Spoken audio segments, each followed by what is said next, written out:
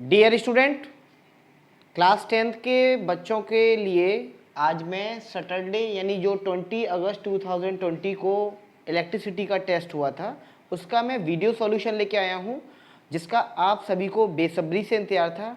बहुत से बच्चों के इस टेस्ट में मार्क्स अच्छे भी आए हैं और बहुत से बच्चे ऐसे भी हैं जो मतलब इस टेस्ट को क्रैक भी नहीं कर पाए हैं। तो मेरा सभी को यही कहना है कि आपको अभी हार्ड वर्क करना है, बहुत ज़्यादा हार्ड वर्क करना है और डीएसपी फिजिक्स आपके साथ में है, हमेशा सपोर्ट में रहेगा। आप लोग बस तैयारी कीजिए, अच्छी तरीके से तैयारी कीजिए। अच्छा, क्वेश्चन पेपर जो है बच्चों वो डिस्क्रिप्शन बॉक्स में आपको मिल जाएगा। उस लिंक को क्लिक करके आप पूरे पेपर को देख सकते हैं जिन बच्चों ने पेपर नहीं दिया था, और उसकी आंसर की का भी लिंक मैंने डिस्क्रिप्शन बॉक्स में दे रखा है। वहाँ से आप उसको डाउनलोड करके उस आंसर की के साथ अपनी प्रैक्टिस कर सकते हैं। तो अब आज का लेक्चर स्टार्ट करते हैं। आज का जो 20 क्वेश्चंस जो पूछे गए थे इस सैटरडे को यानी 20 अगस्त 2022 को, तो उसका सॉल्यूशन आपके सामने अब रेडी है। चलिए अब स्टार्ट करते हैं। Question number 1।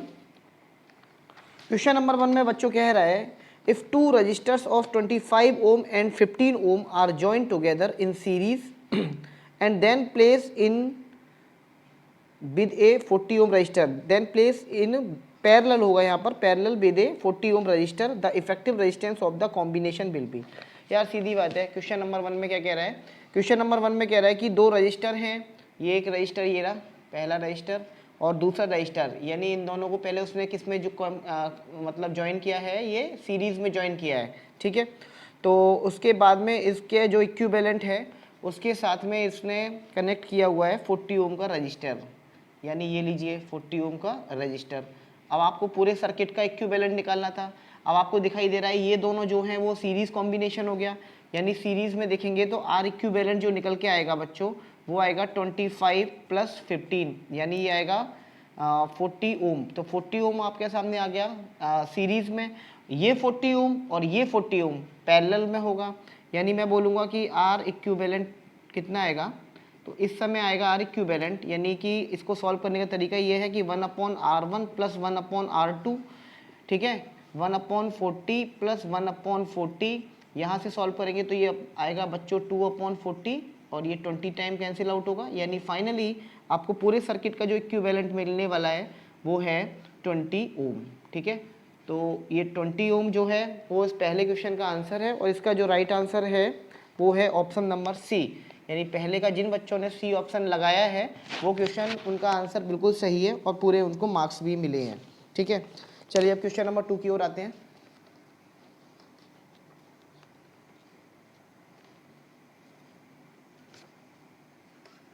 Question number 2, question number 2 में बच्चों बोल रहा है कि the resistance of a wire of length 300 metre, ठीक है, एक वायर है, ये वायर मान लीजिए, और इसका जो रेजिस्टेंस दे रखा है, रेजिस्टेंस तो मुझसे पूछा है, लेंथ दे रखी है इसने 300 मीटर और क्रॉस सेक्शन एरिया दे रखा है 1 मिलीमीटर स्क्वायर और रजिस्टिविटी इसकी दे रखी है बच्चों 1 × 10⁻⁷ ओम मीटर, ठीक है। तो अब इसमें बच्चों करना क्या है कि आपको रेजिस्टेंस पूछा गया है, तो अब बच्चों इसका फॉर्मूला, आपको रेजिस्टेंस का फॉर्मूला अच्छी तरीके से पता होना चाहिए। यहाँ पर मैंने बताया भी है, पहले तो एरिया को आप कन्वर्ट कीजिए एसआई यूनिट में, तो ये हो गया 1 × 10⁻³ ये मीटर में कन्वर्ट हो गया, इसका स्क्वायर करेंगे यानी अब ये हो गया मीटर स्क्वायर, फाइनली आपको मिलेगा 10⁻⁶ मीटर स्क्वायर। और जो रेजिस्टेंस इक्वल टू होता है ρL/A, ये एक फेमस फार्मूला है। रो की वैल्यू लगा दीजिए 10⁻⁷, एल की वैल्यू आपके सामने 300 है ये, अपॉन में एरिया जो दे रखा है बच्चों वो दे रखा है 10⁻⁶। फाइनली ये चीज़ ऊपर जाएगी तो आपको मिलेगा 300 × 10⁻⁻1, इसका मतलब ये हो गया कि 300/10, इसका आंसर आएगा 30 ओम, ठीक है। तो 30 ओम इस क्वेश्चन का सही आंसर है बच्चों, और जो 30 ओम है इसमें ऑप्शन नंबर डी में मिल रहा है, यानी सेकंड का जो करेक्ट आंसर होगा बच्चों वो होगा डी, यानी D is the right answer. चलिए क्वेश्चन नंबर 3, जो कि 10th के बच्चों के लिए बड़ा लॉजिकल क्वेश्चन है, कई बच्चों ने इसमें ठीक भी किया है और कई बच्चे इसमें थोड़ा सा गच्चा भी खा गए हैं। पूछ रहा है कि diameter of a wire is double its resistance become, यार आपको डायमीटर किसी वायर का क्या कर रहा है, डबल कर रहा है, ठीक है। अब आपको पता है रेजिस्टेंस कितना होगा, तुम जानते हो कि रेजिस्टेंस का फॉर्मूला होता है रो एल अपॉन ए, है ना। या आप ऐसे याद कीजिए कि जो रेजिस्टेंस होता है वो एरिया के इन्वर्सली प्रोपोर्शन रहता है, ठीक है। अब एरिया किसी वायर का हम मानते हैं सर्कुलर, तो resistance equal to proportional to होगा 1/π/4 डी स्क्वायर, क्योंकि एरिया सर्कुलर है। अब देखिए यहाँ पे सर्कल का जो एरिया होता है, आप लोग देखते हैं सर्कल का जो एरिया होता है वो आप लोग सॉल्व करते हैं बच्चे पाई आर स्क्वायर। ये वेरी गुड, बहुत अच्छा फॉर्मूला है पाई आर स्क्वायर। लेकिन जब आपके सामने डायमीटर दिया हो तो आप इसको आर को क्या d/2 लिख सकते हैं, क्योंकि रेडियस जो होती है वो डायमीटर का आधा होता है ना। तो यहाँ पर जो एरिया निकल के आएगा वो आएगा पाई, और आर स्क्वायर का मतलब हो गया d/2 का होल स्क्वायर। तो एक फॉर्मूला आप ये भी याद कर लीजिए क्लास 10 के बच्चों, π/4 डी स्क्वायर, यानी एरिया जब डायमीटर दिया हो तुरंत लगा दीजिए π/4 डी स्क्वायर, और जब आपके सामने बात करें रेडियस की तब आप पाई आर स्क्वायर लगा सकते हैं। और किसी भी वायर का जो क्रॉस सेक्शन होता है वो सर्कुलर होता है। तो अब पता है कि रेजिस्टेंस जो है वो एरिया के इन्वर्सली प्रोपोर्शन में रहता है, यानी कि आप एरिया में आप बात कर रहा है वो डायमीटर की, तो पहले अगर डायमीटर के टर्म्स में फॉर्मूले को देखेंगे तो आर प्रोपोर्शनल टू निकल के आएगा 4/π डी स्क्वायर। अब इस हिसाब से आप लगा दीजिएगा। अब बोल रहा है कि वायर के जो डायमीटर को वो डबल कर रहा है, यानी डायमीटर को डबल करने से आर प्रोपोर्शनल टू हो जाएगा 4/π, और डबल का मतलब हो गया 2d का होल स्क्वायर, यानी आर इज प्रोपोर्शनल टू 4 ये हो जाएगा पाई इंटू 4d स्क्वायर, ठीक है। अब रेजिस्टेंस कितना बचा, यहाँ तो है 4/πd स्क्वायर, यहाँ है 1/πd स्क्वायर, यानी पहले 4 गुना था अब 1/4 रह गया है। तो इसका जो राइट आंसर रहेगा वो बच्चों तीसरे का, क्वेश्चन नंबर तीसरे का वो डी पार्ट ही रहेगा। क्वेश्चन नंबर तीसरे का भी जो आंसर है वो डी पार्ट रहेगा, ध्यान रखना, ठीक है।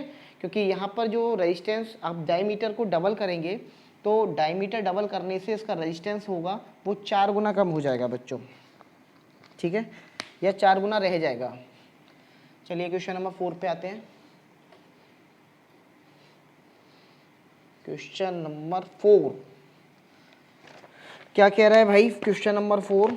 अब क्वेश्चन नंबर 4 भी बहुत अच्छा क्वेश्चन है। ये कह रहा है कि resistance of a certain copper wire is 1 ohm, then the resistance of a similar nichrome wire will be about.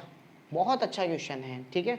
तो आपको बच्चों यहाँ पर कुछ डेटा आपको पता होना चाहिए। आपको रेजिस्टेंस दे रखा है कॉपर का, यानी रेजिस्टेंस कॉपर का दे रखा है 1 ओम, और सिमिलर वायर ले रहा है किसका, नाइक्रोम का। तो नाइक्रोम के लिए अगर मैं बात करूं तो नाइक्रोम का रेजिस्टेंस आपसे पूछा है, ठीक है। अब नाइक्रोम का रेजिस्टेंस पूछा है तो बच्चों आपको एक चीज़ पता होना चाहिए, जो कॉपर की रेजिस्टिविटी होती है वो होती है 1.69 इंटू 10⁻⁻8 ओम मीटर। ये आपको डेटा याद करना पड़ेगा। और अगर मैं वही बात करूँ नाइक्रोम की रेजिस्टिविटी की, तो जो नाइक्रोम की रेजिस्टिविटी होती है वो होती है 110 इंटू 10⁻8 ओम मीटर, ठीक है। अब आप देखिए यहाँ पर, अब आपको पता है कि अगर मैं कॉपर के लिए बात करूं तो कॉपर के लिए फॉर्मूला हो जाएगा रो L/A, है ना। अच्छा, यहाँ पर कॉपर की रेजिस्टिविटी लगेगी, ध्यान रखना, क्योंकि लेंथ और एरिया तो दोनों का सेम है, क्योंकि सेम मटेरियल है, सॉरी मटेरियल अलग अलग है लेकिन लेंथ और एरिया क्रॉस सेक्शन सेम है। अब रेजिस्टेंस कॉपर का कितना है 1, तो 1 इज इक्वल टू रो की कॉपर की कितनी होती है 1.69 मल्टीप्लाई बाय 10⁻⁻8, और ये फॉर्मूला हो जाएगा L/A, ठीक है। इसी प्रकार से अगर मैं नाइक्रोम के लिए निकालूं तो नाइक्रोम का यहाँ पर नाइक्रोम इक्वल टू हो जाएगा, नाइक्रोम बराबर यहाँ पर रो L/A, यहाँ बच्चों रो जो लगेगा वो नाइक्रोम का लगेगा, है ना। अब रो नाइक्रोम का मुझे पता है, ये मुझे टेबल याद करनी पड़ेगी क्योंकि NCERT में दिया भी हुआ है। तो 110 इंटू 10⁻⁸ मल्टीप्लाई बाय L/A, ये आ गया नाइक्रोम का रेजिस्टेंस, ठीक है। अब आपके सामने दोनों चीज़ें हैं, दोनों चीज़ों से आप केवल रेजिस्टेंस निकाल सकते हैं। अब बच्चों कैसे निकालेंगे हम, इसके लिए हम आपको तरीका बताते हैं। अब इसको तरीका क्या है, इसका तरीका सॉल्व करने का तो वो ये है कि आपके सामने ही सारा डेटा दिया। अब आप एक काम कीजिए, इसको इक्वेशन 1 मान लीजिए कॉपर वाले को, और नाइक्रोम वाले को 2 मान लीजिए। अब आपने क्या काम किया, 1 डिवाइडेड बाई 2 कर दीजिए या 2 डिवाइडेड बाई 1 कर दीजिए, इक्वेशन 2 को 1 से डिवाइड कर दीजिए। अब देखते हैं क्या आता है। 2 का डिवाइड करेंगे तो यानी यहाँ पे रेजिस्टेंस जो निकलेगा वो नाइक्रोम का निकलेगा, अपॉन में इधर आ जाएगा 1, ठीक है, इज इक्वल टू यहाँ पे फॉर्मूला क्या है 110 into 10⁻⁸ multiply by L/A, denominator में अब आ जाएगा ये पूरा 1.69 मल्टीप्लाई बाय 10⁻⁸ L/A। अब बच्चों A से A कटा, L से L कैंसिल आउट हुआ, है ना। अब मुझे क्या करना है, मुझे तो रेजिस्टेंस चाहिए, तो अब मुझे रेजिस्टेंस निकालने के लिए क्या कर रहे हैं, इसका डिवाइड कर दें, यानी R बराबर निकल के आएगा 110 multiply by 10 to power minus 8 upon में आ गया 1.69 multiply by 10 to power minus 8। इससे ये कैंसिल आउट हुआ। अब इसको पॉइंट हटाएंगे तो 10 टू पावर 2 आ जाएगा, यानी 110 मल्टीप्लाई बाई 100 अपॉन 169, ये हो गया, है ना।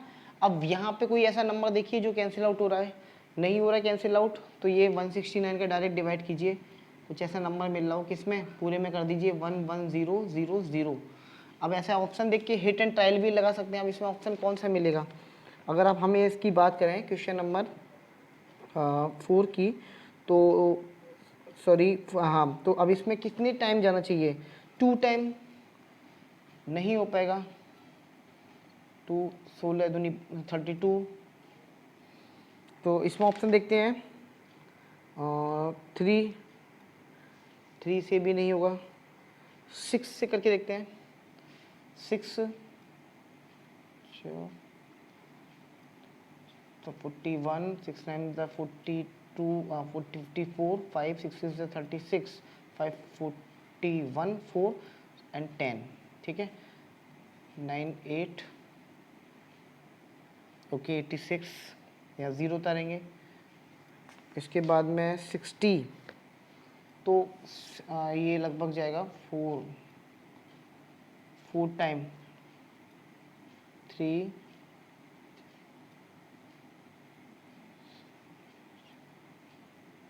ये 9 बचेगा यहाँ पर, और यहाँ पे 1, नहीं 16 में से 9, ये 15 में से 15 में से 7 माइनस करेंगे तो ये बचेगा 8, ठीक है।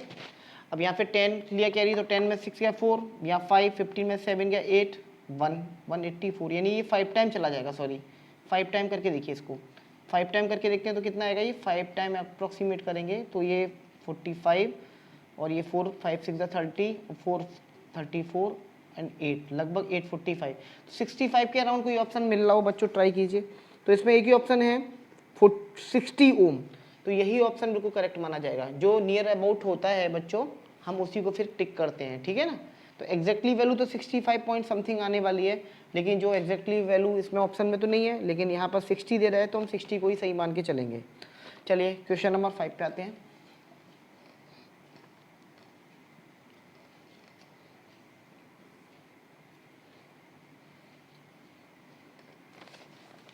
क्वेश्चन नंबर 5, क्वेश्चन नंबर 5 में बोल रहा है the diameter of the resistance wire is halved. अब यार फिर वही वाली बात है, इट्स रेजिस्टेंस विल बी, अब रेजिस्टेंस प्रोपोर्शनल टू होता है एरिया के। अब क्या कह रहा है, डायमीटर रेजिस्टेंस का हाफ कर रहा है, यानी रेजिस्टेंस प्रोपोर्शनल टू हो जाएगा 1/π/4d² बताया मैंने अभी थोड़ी देर पहले, 4 ऊपर चला जाएगा तो r प्रोपोर्शनल टू 4/π/d², ऐसा लिख सकते हैं। अब डायमीटर को कितना कर रहा है बच्चों, हाफ कर रहा है, तो r इक्वल टू निकालिए जरा, 4/π और d को हाफ करने का मतलब हो गया d/2 का होल स्क्वायर, यानी ये हो गया आपके सामने 4/π मल्टीप्लाई बाई d²/4, ये हो गया 16/πd², इस हिसाब से ये रेजिस्टेंस निकला। अच्छा यहाँ क्या निकल रहा है, r is equal to 4/πd²। आप थोड़ा ऐसे सॉल्व करके देखिए, अपने दिमाग में भी लगाइए इसको, है ना। अच्छा अब ये देखिए, ये इनिशियल था, अब ये फाइनल रेजिस्टेंस है ना, तो यानी फाइनल रेजिस्टेंस 4 गुना बढ़ता हुआ नहीं दिखाई दे रहा है आपको भाई, ये 4/πd² है, ये 16/πd² है, तो कितने गुना है, तो 4 का मल्टीप्लाई करेंगे तभी तो बराबर आएगा, यानी जो फाइनल रेजिस्टेंस है वो 4 टाइम इनिशियल रेजिस्टेंस के इक्वल है। तो फाइनली इसका आंसर रहेगा 4 टाइम्स, यानी 5th का जो बच्चों ऑप्शन रहेगा वो रहेगा ए पार्ट। चलिए क्वेश्चन नंबर 6, रजिस्टिविटी के क्वेश्चन अच्छे आए हैं इसमें। क्वेश्चन नंबर 6, क्वेश्चन नंबर 6 में कह रहा है बच्चों the resistivity of a certain material is 0.6 ohm metre, the material is most likely to be, यार सीधी बात है भाई, ये रेजिस्टिविटी 0.6 ओम मीटर दे रखा है। अब 0.6 ओम मीटर का मतलब ये हो गया कि बच्चों ये एक सेमीकंडक्टर की कैटेगरी में रखा जाएगा, ये एक सेमीकंडक्टर हो गया। सेमीकंडक्टर में आपके सामने आते हैं सिलिकॉन और जर्मेनियम, ठीक है। अब सिलिकॉन की बात करेंगे तो सिलिकॉन का रहता है 0.6 ओम मीटर, ये रजिस्टिविटी रहती है। और सॉरी, जर्मेनियम की रहती है 0.6 ओम मीटर, जर्मेनियम की 0.6 ओम मीटर। और सिलिकॉन की अगर मैं वहीं बात करूं तो ये रहती है 2300 ओम मीटर। तो सिलिकॉन की जो मतलब कहना चाहिए कि रजिस्टिविटी है वो बच्चों ज़्यादा होती है और जर्मेनियम की होती है कम। तो जर्मेनियम इसका राइट आंसर है, यानी सेमी कंडक्टर हो जाएगा। और मैंने आपको बताया भी है कि रजिस्टिविटी सबसे ज़्यादा होती है इंसुलेटर की, इंसुलेटर की रजिस्टिविटी सबसे ज़्यादा रहेगी। उसके बाद में रहेगी सेमी कंडक्टर की, सेमी कंडक्टर की, यानी ये रजिस्टिविटी की मैं टेबल बता रहा हूँ आपको, उससे ये सेमी कंडक्टर की ज़्यादा रहती है एलॉयस से, और एलॉयस से सबसे कम होती है आपकी मेटल की, ठीक है, या कंडक्टर की आप बोल सकते हैं, किसी भी कंडक्टर की। तो कंडक्टर में मेटल की बात करें तो मेटल की सबसे कम रहेगी और सबसे ज़्यादा रहेगी आपकी इंसुलेटर की। तो बच्चों ये टेबल आप ऐसे याद कर लीजिए। आपसे ये भी पूछ सकता था कि इंसुलेटर, सेमीकंडक्टर, एलॉयज और मेटल में किसकी कंडक्टिविटी ज़्यादा रहती है, तो मेटल की कंडक्टिविटी ज़्यादा रहती है। जिसकी कंडक्टिविटी ज़्यादा उसकी रजिस्टिविटी उतनी ही कम होती है, और जिसकी कंडक्टिविटी कम उसकी रजिस्टिविटी उतनी ज़्यादा होती है। यानी इंसुलेटर की कंडक्टिविटी सबसे कम होती है तो इसकी रजिस्टिविटी सबसे ज़्यादा रहेगी, ठीक है। चलिए क्वेश्चन नंबर 7 में कहते हैं, क्या कह रहा है 7 में, क्वेश्चन नंबर 7। अब क्वेश्चन नंबर 7 में कह रहा है when the area cross section of a conductor is doubled it resistance will be, बे यार फिर वही question, are proportional to 1/a।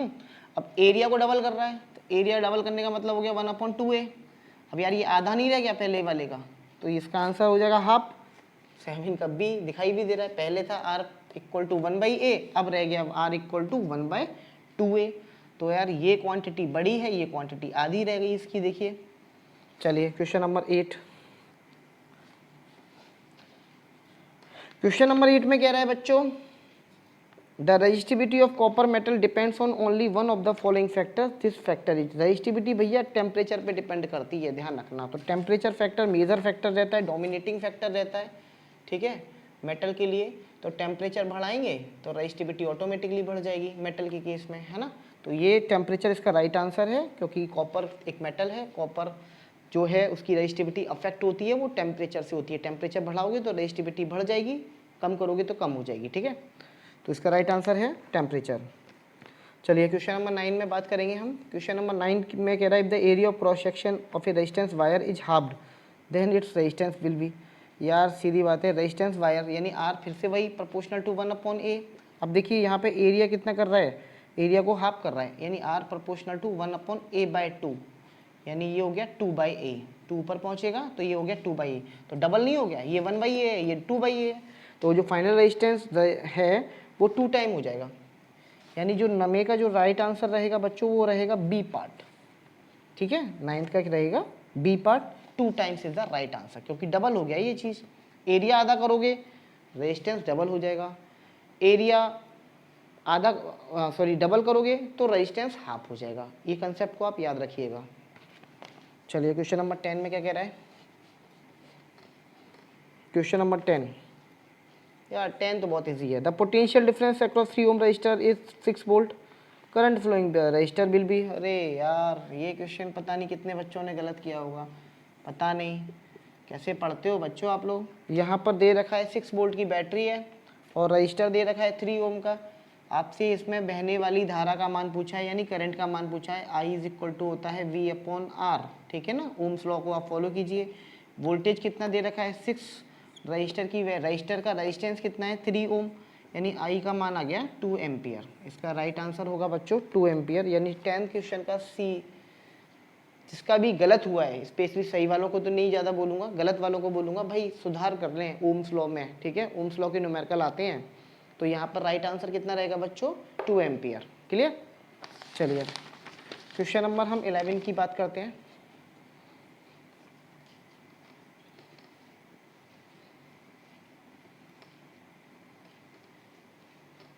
Question number 11 में बोल रहा है बच्चों कार का headlight bulb working on 12 volt car battery drawers the current of 0.5 ampere, resistance of light bulb. यार रेजिस्टेंस पूछा है इसमें, और कार बल्ब की जो बैटरी है वो 12 वोल्ट दे रही है, और करंट कितना हो रहा है इससे 5.5 एम्पियर। भाई V इक्वल टू होता है IR, यहाँ से भाई ओम्स लॉ फॉलो करना है, V/I। V की वैल्यू हो गई 12 और I की वैल्यू हो गई 0.5। इसको सॉल्व करेंगे पॉइंट हटाया, यानी ये हो गया 24, यानी रजिस्टर की रेजिस्टेंस जो हो गया वो कितना हो गया 24 ओम। ठीक है, तो लाइट बल्ब का जो रेजिस्टेंस है वो 24 ओम है, और इसका राइट आंसर है 11 का डी पार्ट। चलिए क्वेश्चन नंबर 12, थोड़ा अच्छे से पढ़ाई कीजिए आप लोग। इलेक्ट्रिकल अप्लायंस दे रखा है 12 में एज ए रेजिस्टेंस ऑफ 25 ओम। चलिए रेजिस्टेंस हमें दे रखा है 25 ओम, और ये कनेक्ट किया जा रहा है 230 वोल्ट की सप्लाई के साथ में। तो करंट कितना पास होगा यार, आई पूछा है, आई इक्वल टू लगा दीजिए V अपॉन R। अब यार ये तो पॉज करके आप लोग बढ़िया तरीके से इसको सॉल्व कीजिए, मैं नहीं करूँगा अब इसको। I equal to V upon R, देखिए आंसर कितना मिल रहा है 230, और R का मान हो गया 25। इसको डिवाइड कर लीजिए, 5 5 ज़ा 25, 5 4 ज़ा 20, एंड 5 6 ज़ा 30, फिर 5 9 ज़ा 45.2, यानी आई का जो मान आएगा बच्चों वो 9.2 एम्पियर आएगा। क्या था इस क्वेश्चन में, बिल्कुल हलवा पेपर था ये, 12 का सी पार्ट। फिर भी मार्क्स आप लोगों के इस बार कम रहे हैं भाई, ऐसा नहीं करना, बोर्ड है, अच्छी तरीके से मेहनत करनी है। क्वेश्चन नंबर 13 में बोल रहा है when a 4 ohm resistor is connected across the terminal of 12 volt battery, the number of coulomb passing through the resistor per second. यार आर की वैल्यू दे रखी है 4 ओम, और वोल्टेज दे रखा है 12 वोल्ट, 12 वोल्ट, आई पूछा है। ठीक है, तो आई इक्वल टू यार फिर से वही V अपॉन R, V दे रखा है 12, R दे रखा है 4, आई इक्वल टू 3 एम्पियर, या हम बोल सकते हैं 3 वोल्ट पर ओम बोल सकते हो उसको, या 3 एम्पियर ही हो गया है ना। तो coulomb passing through the resistor per second, तो पर सेकेंड ही निकल के आया यार ये तो 3, क्योंकि जो आई होता है वो Q/T होता है बच्चों, ये हो गया कूलम पर सेकेंड। तो कितना कूलम पर सेकेंड है, या तो कूलम पर सेकेंड बोल दीजिए, इसको हम ऐसे भी बोल सकते हैं आई इक्वल टू 3 कूलम पर सेकेंड। बहुत से बच्चे यही घूम गए कि कूलम का नाम ले लिया, यार कूलम पर सेकेंड जो यूनिट होती है बच्चों वो करंट की होती है। ठीक है, करंट की एक यूनिट एम्पियर भी होती है, और कूलम पर सेकेंड भी होती है। एक्चुअल तो कूलम पर सेकेंड ही होती है, क्योंकि I equal to Q upon T होता है। भाई किसी पर्टिकुलर टाइम में कितना चार्ज फ्लो हो रहा है, तो वो होता है आपका करंट, तो उसको हम एम्पियर भी बोल सकते हैं या कूलम पर सेकेंड भी बोलते हैं। ठीक है, चलिए क्वेश्चन नंबर 14 देखते हैं। 14 में क्या कह रहा है यार, 14 में कह रहा है the work done in moving a unit charge across 2 point in an electric circuit is measure of. यार जो वर्क डन कर रहे हो किसी इलेक्ट्रिक फील्ड में, आपको मैंने पढ़ा रखा है बढ़िया तरीके से, ये पॉइंट ए हो गया, ये पॉइंट बी हो गया। किसी टेस्ट चार्ज को या किसी चार्ज को जब आप लेके आते हैं एक पॉइंट से दूसरे पॉइंट तक, तो जो वर्क डन करना पड़ रहा है उस पर्टिकुलर टेस्ट चार्ज को लाने में, वो पोटेंशियल डिफरेंस नहीं कहलाएगा। बोलिए, अगर इलेक्ट्रिक फील्ड इधर की तरफ है तो ये पोटेंशियल डिफरेंस रहेगा बच्चों, ये पोटेंशियल डिफरेंस को ही मेजर करेगा। तो इसका 14 का जो राइट आंसर रहेगा वो बी रहेगा। जिन बच्चों ने पोटेंशियल डिफरेंस वाला लेक्चर नहीं देखा है वो DSV फिजिक्स पोटेंशियल डिफरेंस नाम को सर्च कर सकते हैं, और वहाँ से इस लेक्चर को देख सकते हैं, और उसके अच्छे अच्छे न्यूमेरिकल लगा भी सकते हैं। चलिए क्वेश्चन नंबर 15 में देखते हैं। 15 में क्या कह रहा है, क्वेश्चन नंबर 15 में बोल रहा है the device used for measuring potential difference is known as. यार पोटेंशियल डिफरेंस मेजर करने के लिए तो एक ही डिवाइस है भाई, वोल्ट मीटर। ठीक है, इसका राइट आंसर हो जाएगा वोल्ट मीटर। बट इसमें जो ऑप्शन दे रहा है वो उसके बारे में मैं आपको जानकारी दे दूं भैया। पोटेंशियोमीटर भी दे रहा है, अमीटर भी दे रहा है, गैल्वेनोमीटर दे रहा है, और वोल्ट मीटर दे रहा है। तो थोड़ा ध्यान से समझना, पहला ऑप्शन था इसमें पोटेंशियोमीटर, पोटेंशियोमीटर। दूसरा ऑप्शन है आपके सामने अमीटर, और तीसरे नंबर पे है गैल्वेनोमीटर और वोल्टमीटर। अब बच्चों इन चारों के फंक्शन मैं बता दूं। जो बच्चों पोटेंशियोमीटर होता है वो एक्यूरेट मेजरमेंट के लिए होता है, पोटेंशियल डिफरेंस भी मेज़र करता है, लेकिन बात करेंगे हमें पोटेंशियोमीटर और गैल्वेनोमीटर। तो पोटेंशियोमीटर जो है वो काफ़ी हैवी डिवाइस होती है, काफ़ी बड़ी होती है, एक्यूरेसी के लिए बात करेंगे तो हम पोटेंशियोमीटर यूज़ कर सकते हैं, बट नॉर्मली कॉमनली जो हम घरों में यूज़ करते हैं पोटेंशियल डिफरेंस को मेज़र करने के लिए, भाई आपके यहाँ मान लीजिए समरसेबल का एग्जांपल लूँ, समरसेबल लगी हुई है, वहाँ पोटेंशियल डिफरेंस देखने के लिए क्या है, आपका पास में वोल्ट मीटर होता है, ना कि पोटेंशियोमीटर होता है। किसी एक्सपेरिमेंट करने के लिए या हमें कोई भी ऐसा प्रयोग करना है जो मतलब जिससे हमें एक्यूरेट पोटेंशियल डिफरेंस चाहिए, उसके लिए हम पोटेंशियोमीटर यूज़ करते हैं, जो कि क्लास 12 का एक टॉपिक है ना, जो कि आप इलेक्ट्रिकल सर्किट में ही पढ़ते हैं। चलिए, तो पोटेंशियोमीटर इसका राइट आंसर नहीं होगा। अमीटर बच्चों करंट मेज़र करता है, ये आपको पता ही है अच्छी तरीके से। अमीटर का काम क्या रहता है, करंट को मेज़र करना। इसी के बाद में गैल्वेनोमीटर जो तीसरा ऑप्शन था इसका, वो गैल्वेनोमीटर करंट को डिटेक्ट करता है कि कितने अमाउंट का मतलब करंट फ्लो हो रहा है या नहीं हो रहा है। तो करंट गैल्वेनोमीटर बच्चों इसका क्वेश्चन का जो है वो आंसर नहीं हो सकता। गैल्वेनोमीटर करंट को डिटेक्ट करता है, करंट की पहचान करता है कि करंट फ्लो हो रहा है या नहीं हो रहा है किसी सर्किट में। लेकिन इसका जो राइट आंसर रहेगा वो वोल्ट मीटर रहेगा बच्चों, क्योंकि वोल्ट मीटर ही पोटेंशियल डिफरेंस को मेजर करता है। चलिए, क्वेश्चन नंबर 16 में कह रहा है which of the following unit could be use to measure electric charge. अब भैया चार्ज को यूनिट चार्ज को मेजर करने के लिए कूलम भी होता है, चार्ज की ऐसा यूनिट भी कूलम होती है, ठीक है। अब इसमें बच्चों ऑप्शन 4 दे रखा था, एम्पियर, जूल, वोल्ट और कूलम। तो मैं बता दूं एम्पियर करंट मेजरमेंट के लिए होता है, जूल वर्क के लिए होता है, वर्क को मेजर करेंगे तो वो जूल होगा, वोल्ट पोटेंशियल डिफरेंस के लिए हो गया, और चार्ज की ऐसा यूनिट कूलम हो गई। तो यानी कि इसका राइट आंसर जो हो जाएगा बच्चों डी पार्ट हो जाएगा। थोड़ा दिमाग भी लगाया करिए टेस्ट में भी, ऐसा नहीं है कि आपने हिट एंड ट्रायल मारा तुक्का मार दिया, ऐसे नहीं होगा। आपको ढंग से क्वेश्चन पढ़ने हैं और उसके हिसाब से सॉल्व करने हैं, अपनी रैंक बनानी है। चलिए, क्वेश्चन नंबर 17 में देखना है, the unit for measuring potential difference. Potential difference measure करने के लिए तो अभी बताया ये वोल्ट ही रहेगा, ठीक है, क्योंकि वॉट पावर की हो गई, ओम रेजिस्टेंस की हो गया, और किलोवाट आवर एनर्जी का हो गया। क्वेश्चन नंबर 18 एनसीईआरटी का क्वेश्चन है, अच्छा क्वेश्चन है। एक कूलम चार्ज किसके बराबर होता है, सीधी बात है यार, Q equal to n e quantization of energy मैंने बताया है, क्वांटाइजेशन ऑफ चार्ज सॉरी, तो Q1 दे रखा है, N पूछा था आपसे, N कितने होंगे, और E फंडामेंटल चार्ज यानी 1.6 × 10⁻⁹।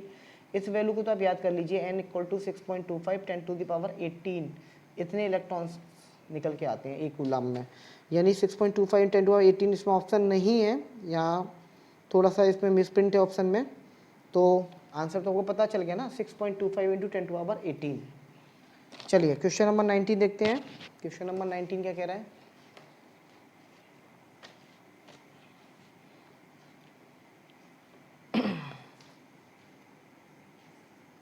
विच unit could be use to measure current. अरे यार, करंट को मेजर करने के लिए एम्पियर होता है बच्चों। वॉट पावर की हो गई, कूलम चार्ज का हो गया, वोल्ट पोटेंशियल डिफरेंस, ये आई थिंक ये क्या रिपीट हो गया क्वेश्चन, मेजर डिफरेंस नहीं, करंट के पूछा इस बार, तो करंट एम्पियर होता है बच्चों, ठीक है। तो 19 का हो गया डी पार्ट। चलिए, क्वेश्चन नंबर 20 देखते हैं। If the current through the flood lamp is 5 ampere, what charge passes in 10 second. Flood lamp से करंट कितना जा रहा है बच्चों, 5 एम्पियर का जा रहा है, और 10 सेकेंड में यानी टी इक्वल टू हो गया 10 सेकेंड, तो कितना चार्ज पास होगा यही पूछा है। तो Q इक्वल टू बच्चों आपको पता है, Q इक्वल टू होता है I मल्टीप्लाई बाई टी।